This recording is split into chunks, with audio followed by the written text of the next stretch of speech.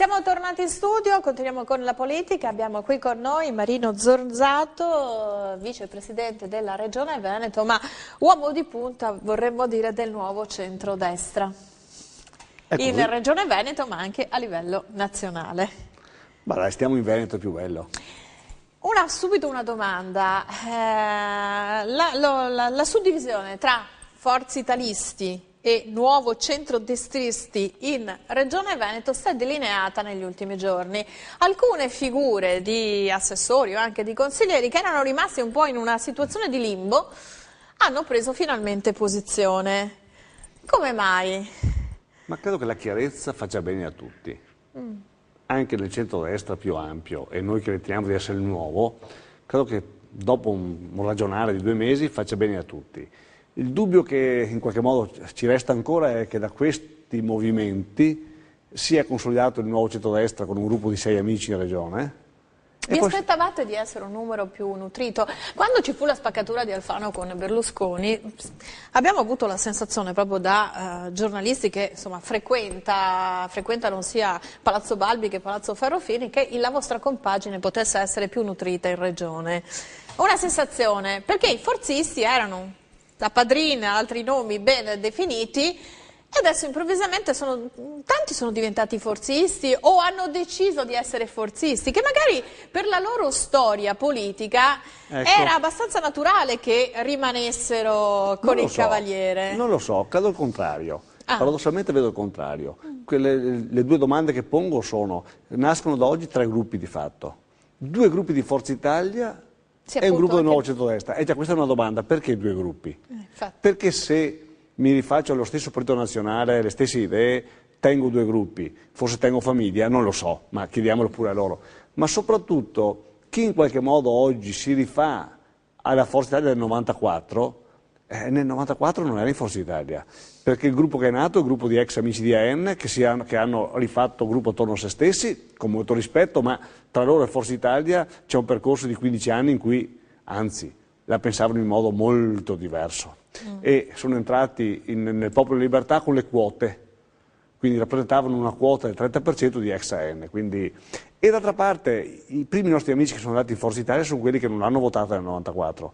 Ricordo Padrin che votò Zanonato nella prima campagna elettorale, potrei continuare. Quindi devo dire, sono quelle situazioni nelle quali non è chiarissimo il perché. Allora, con molto rispetto agli altri, noi abbiamo fatto una scelta chiara. Noi riteniamo che chi sceglie deve essere il cittadino, quindi vogliamo un partito, se ci riusciamo, che consenta ai cittadini di partecipare, quindi vogliamo le primarie, vogliamo le preferenze, vogliamo in qualche modo qualcuno che fino a 6 mesi fa diceva senza preferenze, adesso invece condivide un progetto diverso. Allora, cerchiamo di essere lineari se ci riesce ovviamente. Voi siete tacciati a livello nazionale, quindi ovviamente a cascata anche a livello regionale, di essere i traditori. Di cosa? Non lo so, lo chiedo a lei. Beh, guarda, io ho... I fuoriusciti? Brava, che è una roba diversa. Cioè, noi abbiamo provato fino alla fine a stare assieme se c'era la condizione di convivenza, su alcune regole base, che erano quelle che si potesse fare un partito, quello che era, che rappresentava un'area politica, ma che avesse regole chiare. Senza regole non si può stare assieme con nessuno. Il nuovo centrodestra, se non sbaglio, si è anche un po' staccato, e penso alle azioni di Angelino Alfano, perché a differenza magari di Forza Italia, rinata Forza Italia, che poi è una rinascita insomma relativamente recente, voleva sostenere il governo Letta, non andare a elezioni. Allora, anche su questo vorrei... il governo di larghe intese, che oggi torniamo al momento non si capisce se resisterà o meno. Torniamo al momento in cui abbiamo deciso tutti assieme di fare questo governo. Allora la parola responsabilità, l'interesse degli italiani, la stabilità erano il valore che hanno fatto sì che il Popolo della Libertà di allora e il PD, che non riusciva a fare accordi con Grillo, decidesse attraverso Napolitano di fare un atto di responsabilità che traghettava il 2015, cioè un progetto di tenuta per l'Italia. In un momento in cui il Paese... Credo ne abbia ancora bisogno. Poi che il governo faccia bene o male, o faccia meno di quello che pensiamo, su questo apriamo una discussione. Però in questo momento una guida ci vuole, non cambiarla sarebbe allora, chi è che ha cambiato idea? Chi è che ha cambiato idea? Chi ha votato Napolitano? No, noi abbiamo votato. Chi ha deciso di fare il governo? No, noi eravamo là. Qualcuno ha cambiato idea perché? Perché sulla decadenza del presidente Berlusconi si è ritenuto che ci dovesse essere la crisi di governo. Delle due l'una però, se il domino sono gli interessi degli italiani o se il domino è qualcos'altro. L'interesse di una sola persona? Ma lo dico, cioè, allora, no, lo dice lei che insomma è detto da... Tanto che dopo 2 mesi che c'è stata crisi di governo, dopo 2 mesi, Berlusconi ha fatto l'accordo con Renzi sulle riforme. Allora, io non so se siamo noi che siamo lineari o qualcun altro che cambia idea. Argomento diverso Come valuta questo appuntamento, questo accordo con Renzi, che poi bisogna vedere se è un accordo che passerà o meno, però il fatto stesso che Silvio Berlusconi ha messo piede al Nazareno. Ma io, ripeto, quando qualcuno... I comunisti mangiano i bambini, Renzi no? Quando qualcuno cambia idea, se è positivo io dico va bene. Chi ha cambiato idea nel voler far cadere il governo e fare l'accordo con questo governo per fare le riforme, noi abbiamo mantenuto linearità. Ripeto, se poi si produce una buona legge elettorale, perché no? Manca qualcosa a questa legge. Manca il fatto che i cittadini possano finalmente riscegliere i loro parlamentari, perché dietro tutto questo impalcato... Di nuovo ci sono le liste bloccate. Perché comunque sia questo funziona. Manca un altro aspetto che spero passi al Senato, che è quello della eliminazione vera del finanziamento ai partiti, perché quella che hanno fatto d'intesa Renzi e Berlusconi è finta, perché per 3 anni arrivano i soldi. Allora, io credo che se metteremo a posto queste due cose, quindi via un modo per scegliere i parlamentari, votarli, io scelgo te, voto te, dentro un partito, non voto il partito e il partito sceglie te. Che sistema si potrebbe applicare per un vero maggioritario? Intanto, quello che c'è, con collezioni piccole che a me non intrigano, mi va comunque bene, basta aggiungerci le preferenze in cui sui 4, 5, 6 candidati che un partito propone il cittadino possa scegliere. In contemporanea sia chiaro che dobbiamo... Che già sono 5-6 è già una selezione fatta, quindi alla fine però lasciamo un margine di... In ogni caso questa legge fa eleggere il primo, quindi è un finta lista. Perché con questa legge si elegge in ogni collegio il primo. Allora, siccome il primo lo seguono i partiti, siamo quelli di prima. Allora, se mettiamo a posto questa ma fino a ieri tutti volevano che i cittadini scegliessero i parlamentari. Ma forse questa legge elettorale è fortemente penalizzante, soprattutto magari per il centrodestra, che non ha le primarie. Magari al centrosinistra con le primarie in qualche modo arrivano ad una lista bloccata che passa attraverso il consenso. Ma le primarie di partito, ma chi decide? Un conto sono le primarie sul Premier, allora partecipano 3 milioni di persone. Ma Grillo ha fatto le selezioni online con 38 voti, per cortesia. Allora diamo ai cittadini il modo di scegliere. Ma soprattutto però, come anche adesso tra di noi... Cioè le primarie all'americana vere? Vere. Ma anche adesso stiamo parlando sempre di tecnicismi. Io ho l'impressione che da 2 mesi a questa parte, da quando Renzi e Berlusconi hanno ricominciato a parlare, il tema dei cittadini, della busta paga, degli stipendi, è sparito. E mi stupisce che Renzi si sia incartato in questo argomento. Cioè noi non parliamo più di governo, di aziende, di crisi, di azioni vere. Di decreti, di provvedimenti. Noi siamo stati in questo governo con una convinzione, che si potesse fare qualcosa di positivo per gli italiani che stanno soffrendo. Se questo argomento diventa secondario, se ci mettiamo a discutere... Però il Destinazione Italia in qualche modo è passato marginalmente. Quel decreto IMU Banca Italia che lasciamo perdere le modalità di contestazione, però effettivamente... Vedi? Allora io quello che dico è, e lo dico agli amici di Roma, ai miei amici che sono al governo, o stiamo al governo per fare delle cose utili per gli italiani, o tanto vale. Quindi io sono contrario al voto se facciamo cose buone, al voto subito se dobbiamo giocare a fare la melina, perché se il tema delle riforme vere o finte serve solo a vivacchiare male, a non fare le cose e fra qualche mese magari far cadere le riforme e quindi aver perso 6 mesi, allora a quel punto non è un problema di tenersi la sedia.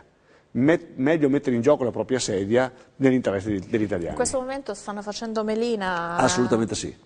Perché in questo momento io apro i telegiornali, sono una persona curiosa, faccio politica e di economia non sento parlare, di impresa non sento parlare, di lavoro non sento parlare. 10 giorni fa l'accordo Renzi-Berlusconi aveva dato un po' di speranza, a prescindere che potesse uno apprezzare, però è stato solo l'ennesimo specchietto per le allodole, l'ennesima presa in giro per gli italiani. Quello che mi fa male non è l'accordo, a me piace quella riforma, cioè io ho sempre sostenuto che l'importante era fare una legge diversa. Quando la fai è già migliore del porcello. L'importante è dialogare in maniera seria. Bene. Però se l'argomento unico è quello e Renzi dice parleremo di patto di governo ad aprile, io trovo una cosa oscena. Cioè siamo in condizioni, chi va fuori e vede le aziende chiuse, vede affittasi, vede gente che perde il posto di lavoro, può dire aspettiamo a aprile? Quindi secondo lei Renzi vuole le elezioni in qualche modo? Ma io dico, vuoi le elezioni? Dillo e facciamole. Vuoi far fuori Letta? Ma fallo! Cioè, quello che non possiamo permetterci è di avere un Letta che è uomo del PD, non sostenuto dal PD. È una cosa che è ridicola. Delle due, io mi auguro, oggi c'è stata la direzione, che emerga un quadro chiaro in cui qualcuno si assume la responsabilità. Sì, non può incassare i voti di un premier debole che tu attacchi ed è un uomo tuo, non funziona. Torniamo subito dopo la pubblicità. Grazie.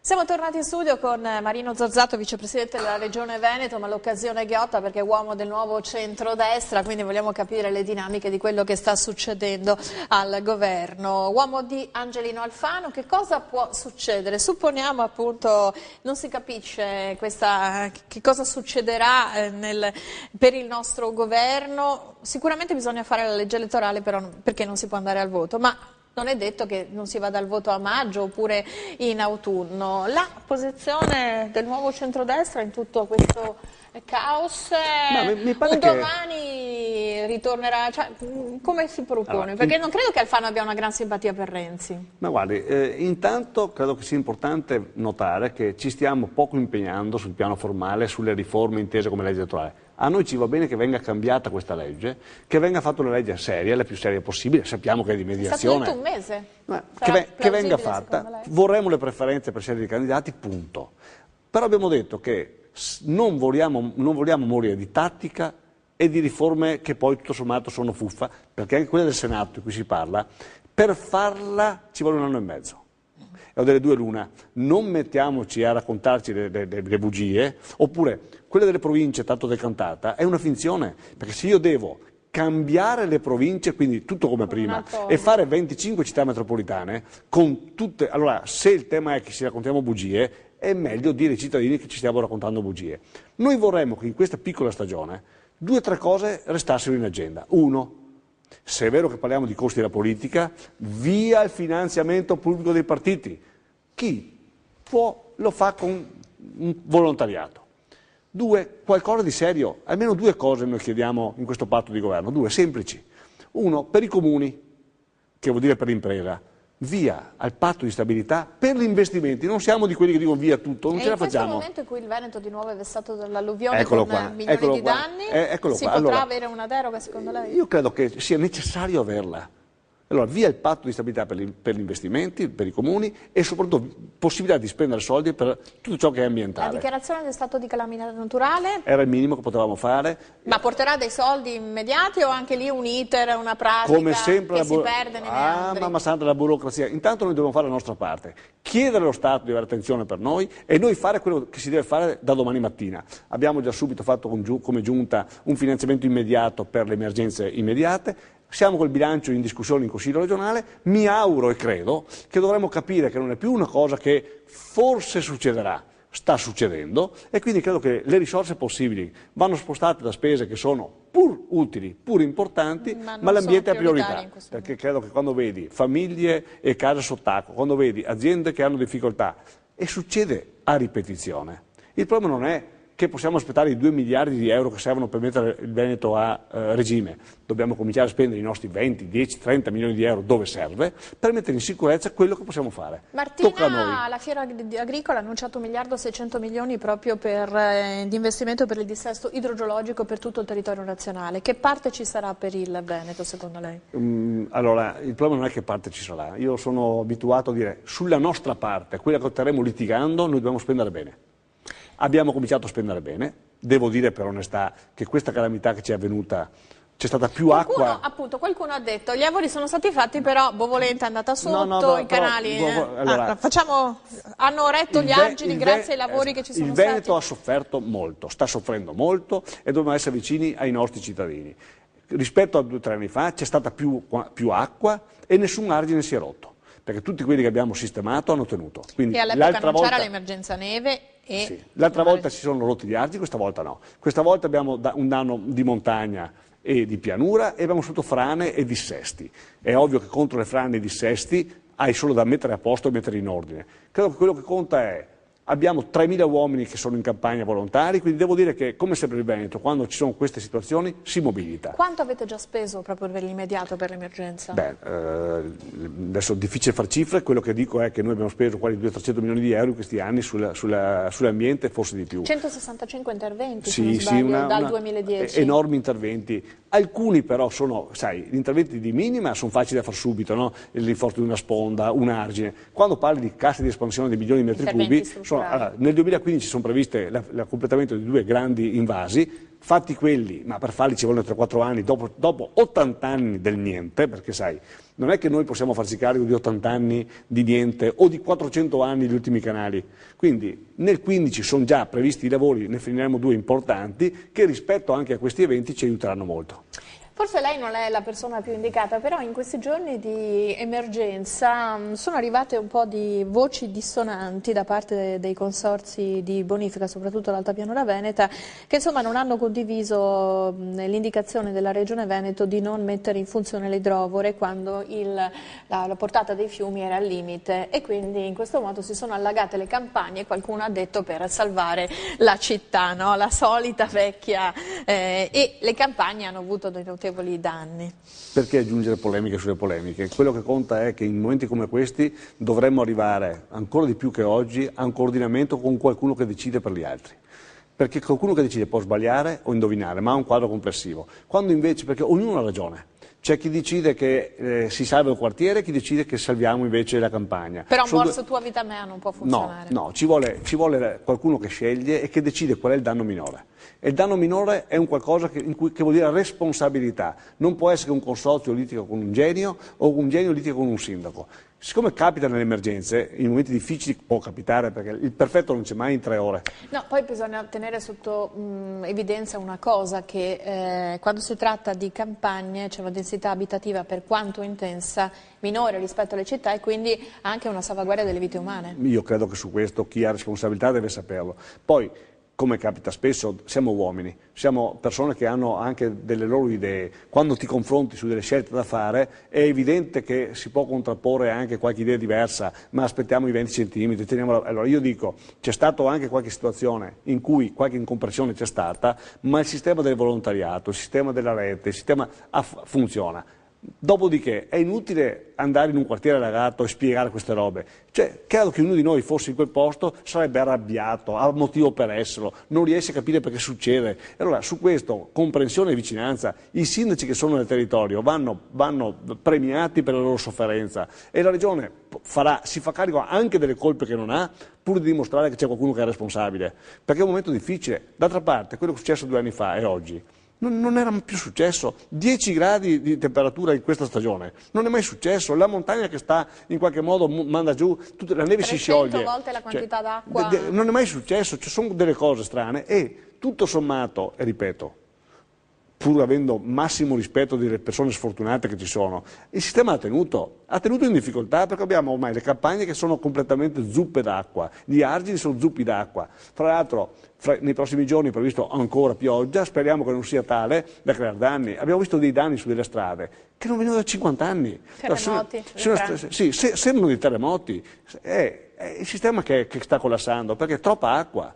E troppa temperatura alta, troppa acqua dalle montagne, quindi in qualche modo... Quello che mi preoccupa in questo momento, se non sbaglio, è proprio che la temperatura alta possa sciogliere questi ammassi di neve e arrivi acqua... Non li tiene. Diciamo che, come sempre succede, quando stai immaginando che avvenga sei preparato meglio. Quello che dobbiamo però valutare, e ormai è nella nostra convinzione, che non c'è priorità più di questa. Tra le strade, le rotonde, le piste ciclabili, cose che abbiamo fatto perché erano richieste negli anni scorsi da tutti, oggi tutte queste opere belle hanno nella scala delle priorità un livello bassissimo, perché oggi prima tutte le nostre risorse, tante delle nostre risorse vanno spese in un progetto che è quello possibile, perché non abbiamo i soldi per fare. Cioè è inutile pensare al vestito da sera quando non abbiamo nemmeno il vestito per coprirci. Fare la pista ciclabile. Quindi è meglio avere un sacco di juta e fare una bella pista ciclabile. Se la strada poi collassa perché c'è un problema, credo che il primo problema è. Poi magari in un momento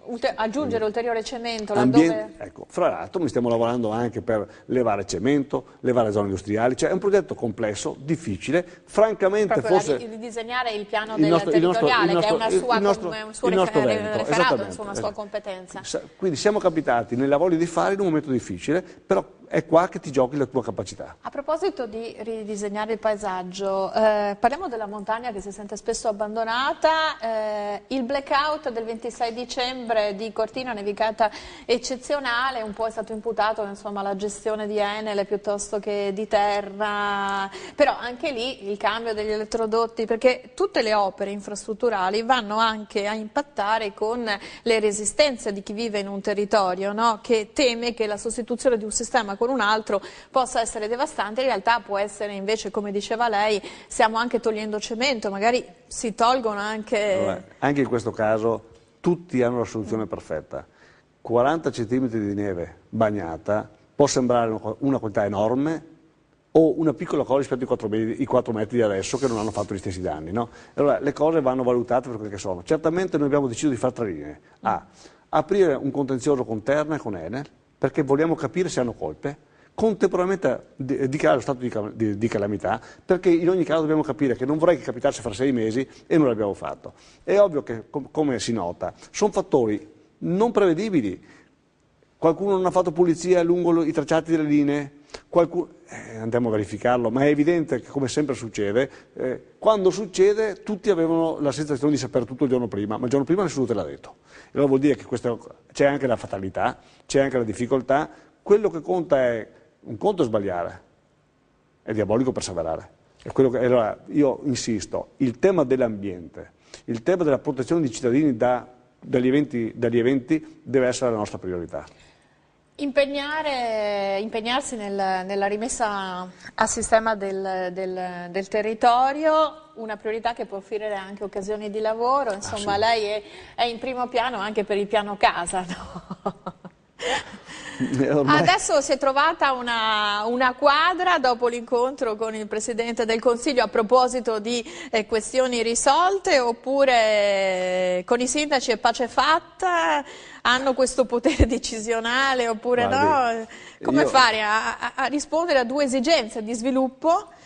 Magari si può fare il piano terreno invece che il piano casa, mettiamo in sicurezza. Io ho cercato in questi giorni, in queste settimane, di usare toni che fossero della ragione.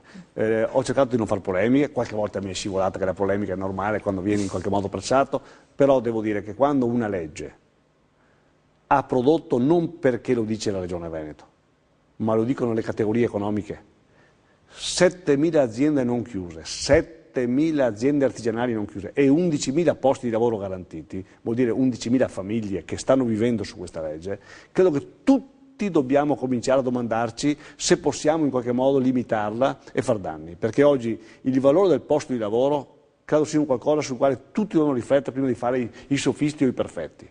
Una legge che lavora sul patrimonio edilizio esistente, cioè per poter usarla devi avere qualcosa, una casa o quant'altro, quindi non usi terreno nuovo. Allora, quindi anche demolire un capannone e costruirci, non lo so, un agriturismo? No, non puoi. No, ecco, questa legge è semplice. Tu puoi fare esattamente quello che c'era prima. Avevi una casa, ti fai la casa più grande. Avevi un capannone, fai il capannone più grande. Potevi fare un ristorante, lo fai più grande. Oppure puoi ristrutturarlo anche. Sì, ma non puoi fare cose strane del tipo avevo un capannone fatto in un albergo. Fai cose possibili. Abbiamo visto nei giornali delle simulazioni dove in centro a Padova. Sono delle bugie cattive che servono solo a fare male a chi ha voglia di fare e rallentare l'economia. Io, ripeto, non voglio polemiche, ma le bugie cattive che hanno valore politico in un momento in cui la crisi economica morde, credo non vadano neanche fatte per rispetto, in questo caso, ai cittadini e alle imprese. Insisto, 11.000 posti di lavoro, 11.000 famiglie hanno mantenuto uno stipendio sulla base di questa legge. Allora rispetto per un provvedimento che in un momento di crisi economica, quando l'edilizia va malissimo, ha tenuto in piedi un pezzetto di quel mondo. Allora, per cortesia, non mi importa intestarmi la legge, è merito mio, non mi importa, però non raccontiamo bugie, non facciamo disegni falsi.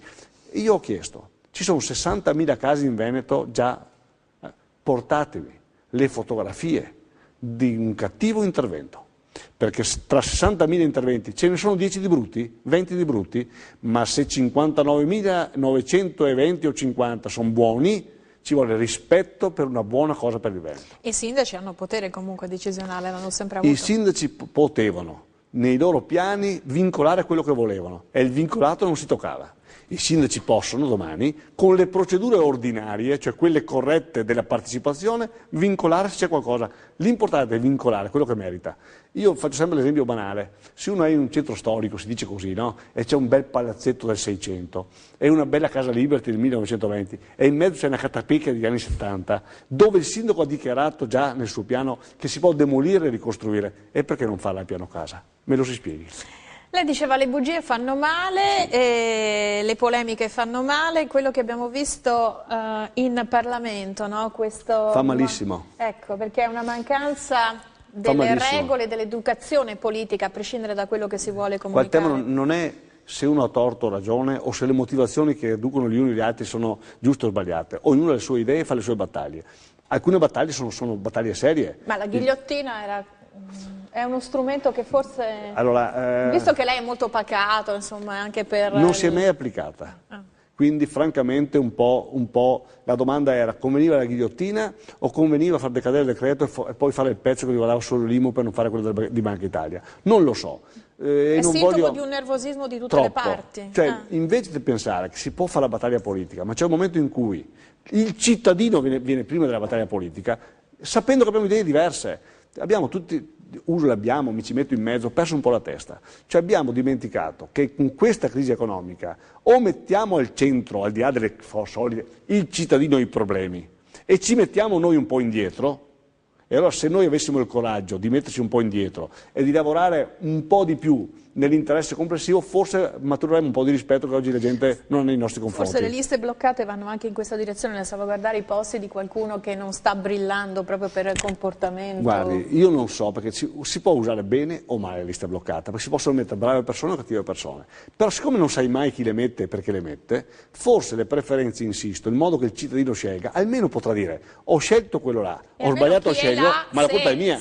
Invece così il cittadino dice: siccome non è colpa mia, del governo saprà se il cittadino è d'accordo con lui oppure non accetta questo atteggiamento. Almeno uno potrà dire: ma guarda, ho votato quello là, è colpa mia. Oppure mi fa piacere perché ha un atteggiamento. Io parlo per la mia esperienza, fui votato 10 anni fa in un collegio e la gente ancora mi saluta e mi ricorda perché mi dice: ti ho votato. Qualcuno mi dice che se fosse oggi non mi voterebbe più, qualcuno mi dice: ti rivoterei ancora, ma è bello sapere che la gente pensa di averti votato e in qualche modo ti tira la giacca per dirti: secondo me stai sbagliando. Adesso la giacca gliela tiro io, perché il centrosinistra, parliamo di Padova, sua città, il centrosinistra ha scelto il candidato. E il centrodestra avrà un candidato, anzi il centrodestra avrà un candidato di Forza Italia, di nuovo centrodestra, perché il nuovo centrodestra vuole le primarie, il Forza Italia non le vuole, la Lega Nord sarà con voi o andrà da solo, si fanno tanti nomi, allora, Bitonci, Degani del nuovo centrodestra, cioè, ci faccia capire. Poi farò autocritica, ma prima devo dire una cosa: le primarie del centrosinistra hanno dimostrato che la città è stanca del centrosinistra, perché quando tu fai le primarie in città e di mezzi partecipanti rispetto alle primarie nazionali è una cosa che è anticiclica, e quando l'amministrazione uscente, 10 anni di Zanonato, un anno di Rossi, di fatto ha il dato che ha, che è pessimo, politicamente pessimo, vuol dire che chiunque ragiona politicamente capisce che si può vincere la città. È per questo che Francesco Fiore è arrivato a un passo da perché ha dimostrato quando Fiore, persona che magari è brava ma sconosciuto fino a poco tempo fa, bravo e giovane, riesce a fare quel dato, vuol dire che la gente è stanca del modo di governare. Non è merito suo, ma demerito. È un insieme, il dato politico. Siccome questo vorrebbe dire che il centrodestra la può giocare. Ebbene, il centrodestra sta costruendo le condizioni per consegnare la città a un candidato di sinistra, Ivo Rossi, che ha fatto un cattivo risultato alle sue primarie.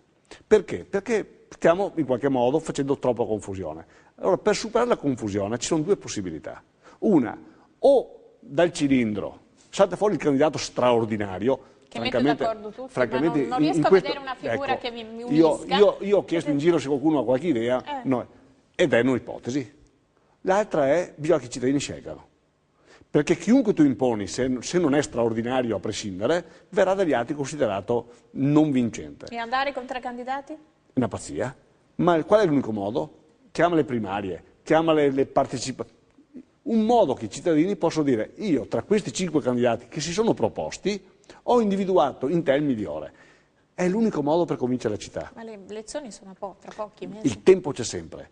Ho l'impressione che non si voglia fare. E quindi? E quindi mi sa che se è così, noi rischieremo, per nostra incapacità, ovviamente mi ci metto in mezzo per la mia piccola parte, ma propongo le primarie e qualcuno non le vuole fare, rischieremo, con l'occasione che Rossi ci dà, dopo quel cattivo risultato, di riconsegnare la città e sarebbe una pazzia. Sì, però 3 nomi li dovete fare, 2 nomi, un nome. No, ma la mia idea è più semplice. Perché non chiediamo a chiunque voglia proporsi di proporsi 3, 5, 8 e facciamo le primarie? Perché no? Però le primarie Forza Italia non mi pare che le voglia.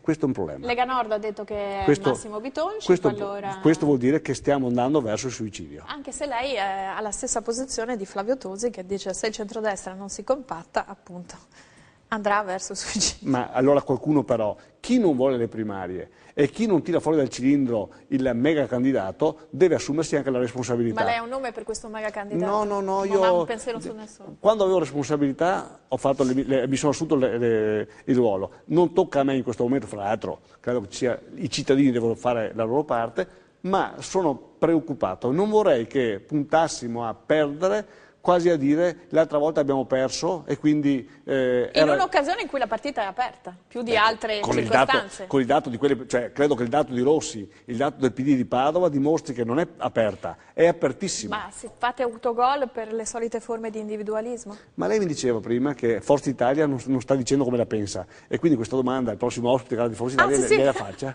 Abbiamo già anche intervistato il coordinatore di Forza Italia che ci ha detto le primarie no. Detto ciò... E il cilindro non c'è. Non lo so, ma magari prossimamente viene fuori. Ma non vorrei che venisse fuori dopo le votazioni. Bene, io ringrazio Marino Zorzato, vicepresidente della Regione Veneto, rappresentante del nuovo centrodestra. Ringrazio voi per averci seguito, ci rivediamo domani mattina. Grazie, arrivederci. Arrivederci.